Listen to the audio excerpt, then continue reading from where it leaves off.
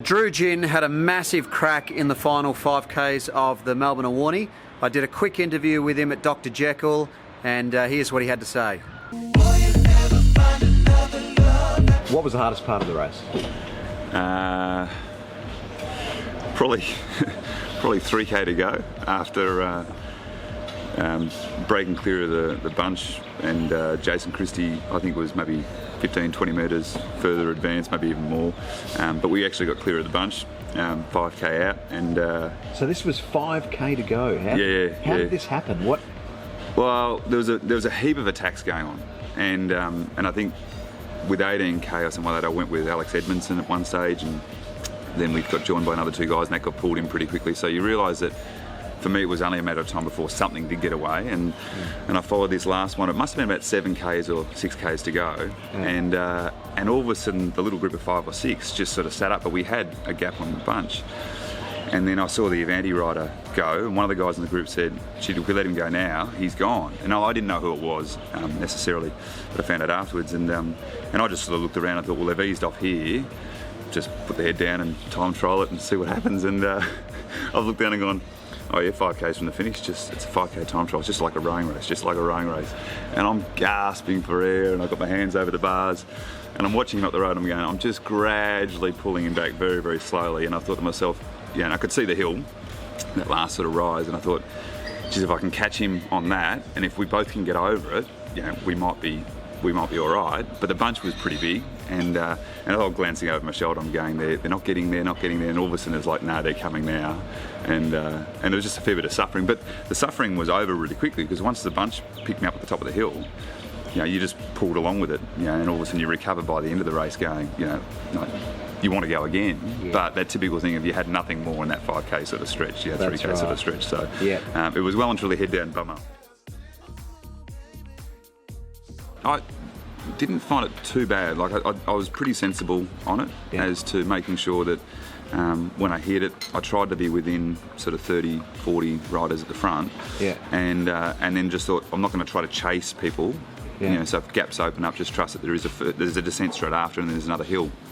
And so I tried to get up at not doing too much damage, thinking that if anyone was going to go away, there was a downhill section and then another, tight right turn that you're going to be able to see them for a while and at least chase if you had to, sort of thing. So, and you've got these little guys. I mean, the thing for me, I'm even lighter now, 82 kilograms, but you've got these little guys who, when they accelerate, it's just damn impressive, sort of thing. So I'm sitting there just going, just don't blow it up here, trying to hang on to anyone. And then found that I was right at the back of the group when we came around the left corner after the two rises. And I looked around, I was like, all right, there's a huge gap back to the next group. And I figured that would always come across, but then I thought, well, I'll make my way up the outside. And I think it's about then when Bobridge and all that sort of stuff, put the foot down and had to go. Right. So there were a few attacks immediately after we sort of got on that flattish section. And my thing at that stage was knowing that we were still a long way from the end.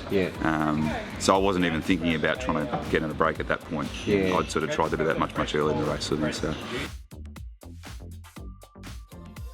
Oh, at that stage it seemed like it must have been still 50 riders. Right. And then the break, as we came around the corner, looked like, maybe 200 metres or so, and then it looked like a similar sort of size group.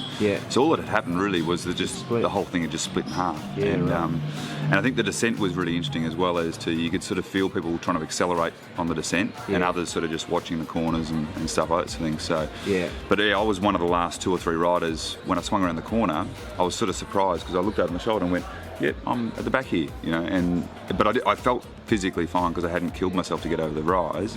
But then when you saw the gap, I thought, well, this would be interesting to see what sort of happens. And then basically when the budget guys went, it was search to retain. We're sort of left to pick up the pieces. And Avanti didn't do anything at that stage until a bit later. But that's when I sort of tried to get myself at least to the front to get out of trouble. And so there was quite a bit of attacking in that last 70K, or was it only the last 10K? A little bit of attacking straight after Camperdown. For that small selection to get away, and then it eased up again. I mean, when I say eased up, it had one, as I say, Stewie Smith was sitting on the front, and he was doing an amazing job.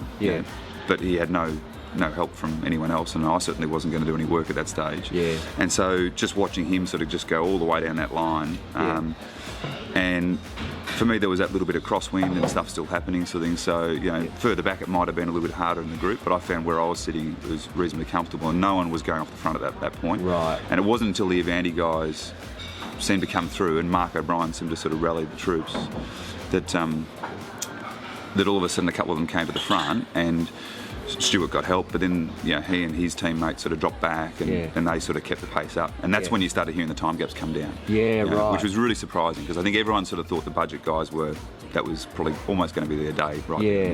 Yeah.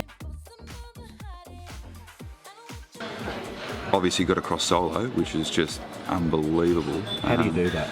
Yeah, well, it's just phenomenal. Like, and I didn't know that until afterwards, and you see some of the reports going, he'd crossed solo, and if you think, I mean, getting away from the bunch when it's doing that sort of speed for me, was less the impressive part. But when you've got three out front, and I'm assuming they're still going, into that breeze, anywhere from 36 to 42, 45k an hour in that sort of range, and he's just whittled away, and I'm sure at stages he's thought, I'm stuck here, I'm not going to get him.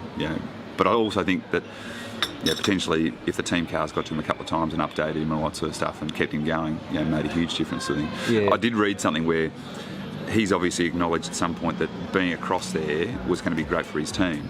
And so when the next group went from budget, made a huge difference having numbers up the road. With that wind, having had a couple of digs myself, once you sat out there for even 2 minutes, you were noticing your speed dropping, and you can't just bury yourself and blindly think you're going to hang on, but you're sitting there going, well, he's done that for, as you say, 50 Ks. Hugely impressive. You're thinking of the people who have had falls during the day, and the big falls. So. They weren't little falls, no, they were bad crashes, weren't they? Well, the one that you described, so I don't know who the guy is, Hampton Cycles, but when he went down, you saw it. He went down right in front of me, and you described it as being, he hit the ground really heavy, but he laid onto someone else, and they both went down right in front of me.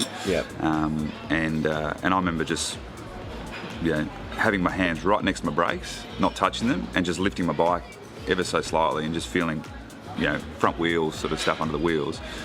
And for the next 5 minutes, just heart racing, not because of the bike race, but because of just the realisation of how close it was to getting away with not falling. And so, I crossed the finish line. The very first thing I was thinking of was not about the race so much, but was just the carnage along the way. So there just seemed to be a lot of falls. I know bike racing's like that, but I've never experienced that many people coming off. And that's it's tough. Like, what I noticed was, the sections of road where you clearly can't see, so you're sort of looking down between frames and wheels to sort of get a bit of a picture of what's coming through on the gravel.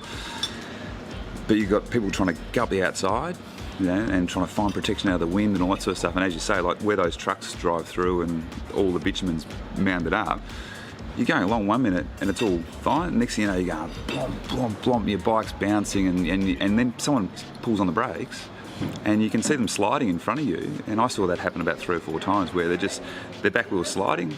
They've obviously pulled on the brakes. You're sitting there going, well, I don't want to slam on the brakes, so you're trying to sort of inch up alongside them or whatever it is. But you can hear everyone behind just yelling and screaming and shaking their heads. And so for me, just that energy of what's happening, and just the road wasn't great. I don't know. You can't probably choose different roads, but there were some sections of road which were just bloody horrible. Now, if you'd ridden it a fair bit, you knew what was coming. That's a bit different. And I got a little bit of a report that was, I think that Dogs Down, whatever section of road, was pretty horrible. But there were some sections where it was main road. Even as we were going across the Warrnambool, where it was just, and then the loose gravel on top of the bitumen. That was the couple of times where I saw things happen, was where people got their front wheels in those. And I don't know, like, just turning ever so slightly, losing balance at the same time, and next thing you know, the bikes have gone out from under them. And everyone can handle themselves reasonably well, and all of a sudden you're seeing that sort of stuff happen. The Witches' Hats was a great section too. Why did we go into Cressy? What was going on there?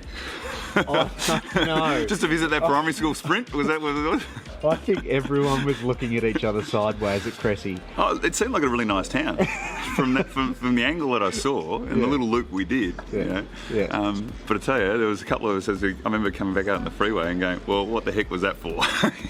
And admittedly, it was an interesting sort of feature, but I tell you, you know, to have extra falls just for the sake of, you know, a sprint through Cressy Primary School. Yeah. Yeah. It was pretty bad, wasn't it? Yeah. So I mean, for me, the thoughts were, yeah, hopefully all the riders were safe. And I think when we heard the ambulance going back the other way, that's when you knew there was a bit of damage. I think that might have been Amy Bradley and her sort of fall. So yeah, even being able to send her some well wishes and all that sort of stuff, and for any of the riders is really critical. Yeah. We're going to put it on YouTube.